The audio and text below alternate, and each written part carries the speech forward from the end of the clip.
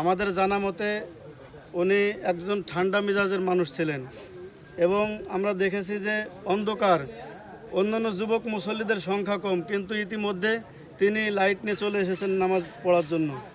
ওনার গোপনীয় কিছু আমল আছে যেগুলো হয়তো আমরা আগে প্রকাশ করি নাই, কিন্তু উৎসাহের জন্য, যাতে আমরা যুবকরা, আমরা মুসল্লিরা উৎসাহী পাই, এজন্য কিছু কিছু আমলের কথা বলতে হয়।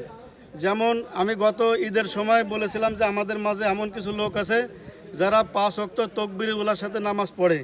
40 দিন পর্যন্ত যদি কোনো মানুষ তাকবীর উলার সাথে নামাজ আদায় করে, ওই ব্যক্তির জন্য 2টা পরোয়ানা লেখা হয়।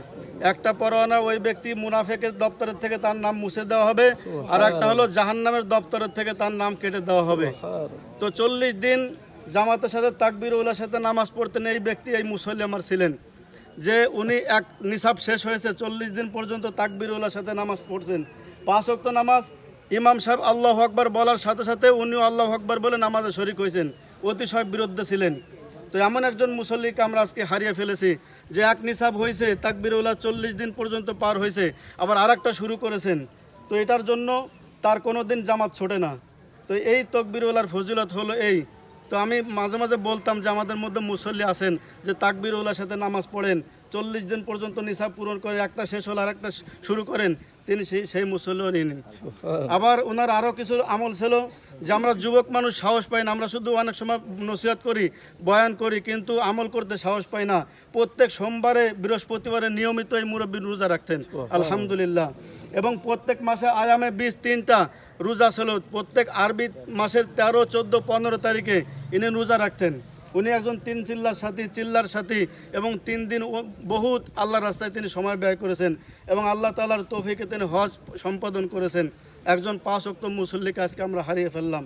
এজন্য আমরা সকলে দোয়া করব যেন আল্লাহ তাআলা ওনার গোপন প্রকাশের সমস্ত আমলকে আল্লাহ পাক গ্রহণ করেন, কবুল করেন, এবং উনি সবসময়ের জন্য জাহান্নামকে ভয় করতেন এবং পরকালকে ভয় করতেন।